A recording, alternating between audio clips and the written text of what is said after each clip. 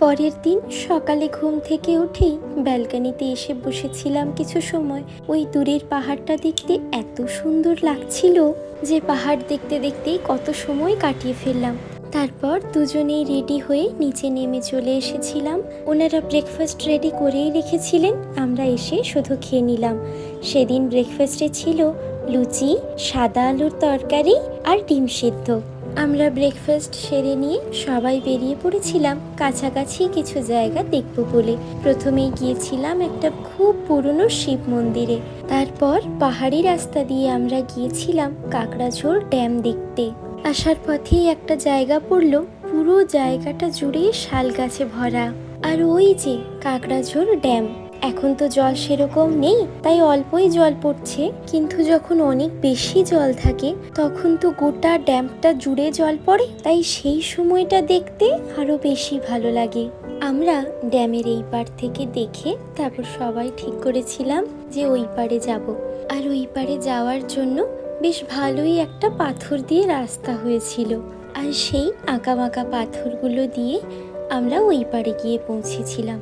যাওয়ার সময় দেখলাম মাঝখান দিয়ে আবার জল বয়ে যাচ্ছে।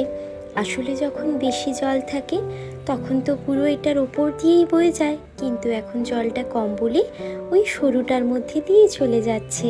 আর এই পারে এসে গিয়ে জায়গাটাকে দেখতে পুরো অন্যরকম লাগছিল। আসলে আমরা তো ওই দিকটা থেকে দেখছিলাম, এই দিকে তেমন বেশি কিছু দেখাই যাচ্ছিল না।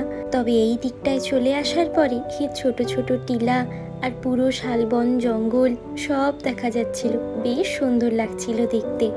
কিছুটা সময় আমরা এই পারে থেকে আবার ওই পারেই চলে গিয়েছিলাম, যেহেতু আমাদের বাইকটাও তো ওই পারেই রাখা রয়েছে। তবে এই পারে এসে দেখছি যে কত মানুষ আর অনেক কুকুরও এমন অনায়াসে এই সরু রাস্তাটা পেরিয়ে চলে গেল।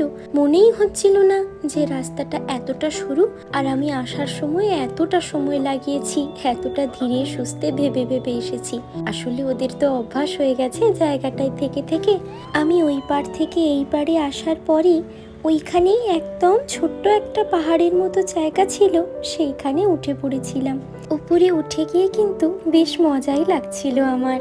কিছু সময় পরে ওই পাহাড়টা থেকে নেমে এসে দেখছি ওইখানেরই একটা জায়গায় ভাইরা সব বসে আছে। আমিও তাই দেখে ওখানেই গেলাম বসার জন্য, কিন্তু গিয়ে দেখছি পাথরগুলো বেশ অনেকটা উঁচু উঁচু।